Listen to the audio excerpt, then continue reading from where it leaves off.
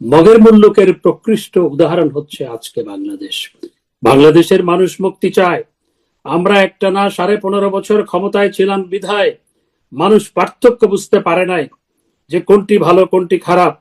আজকে যখন আমরা আমরা আমরা ক্ষমতায় নাই, ইউনূসের 1.5 বছরের দুঃশাসন আর বর্তমান সরকারের মাত্র 4 মাসের মধ্যে মানুষ বুঝতে পেরেছে শেখ হাসিনাই সঠিক ছিল, শেখ হাসিনাই বাংলাদেশ পরিচালনা করার জন্য যথার্থ ছিল।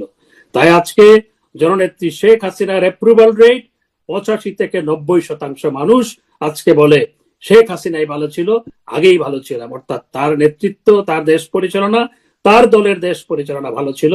আজকে সেটি প্রত্যেকটি মানুষ বলে।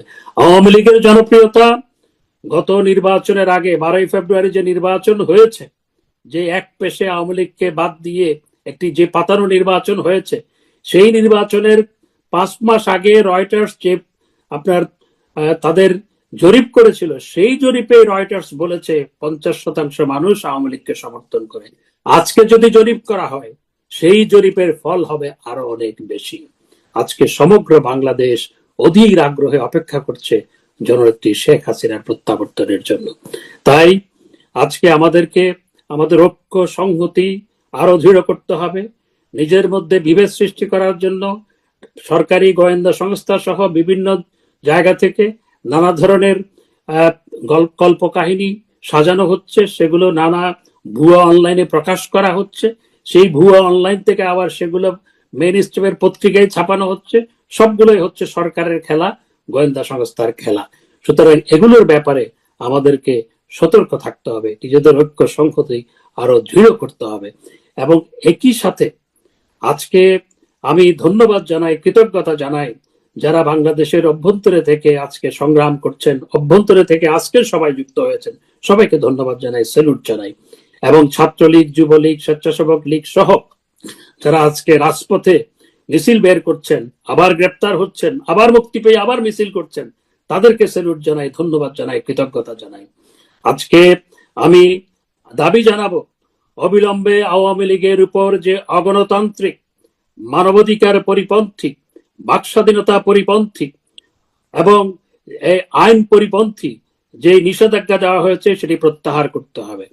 এবং মব সন্ত্রাসের জনক, দুঃশাসনের জনক, মানুষ পুড়িয়ে হত্যা করার জনক, পুলিশ 3,000 3,500 পুলিশ মারার জন্য যে দায়ী, হাজার হাজার আওয়ামী লীগের নেতাকর্মী হত্যা করার জন্য যে দায়ী ডক্টর ইউনূস সহ তার উপদেষ্টাদের বিচার করতে হবে। এবং অবিলম্বে আমাদের নেতাকর্মী যারা আজকে কারাগারে অন্তরীণ আছে তাদেরকে মুক্তি দিতে হবে। এবং মিছিল করলেই গ্রেপ্তার, এই আপনার দুঃশাসনের অবসান করতে হবে।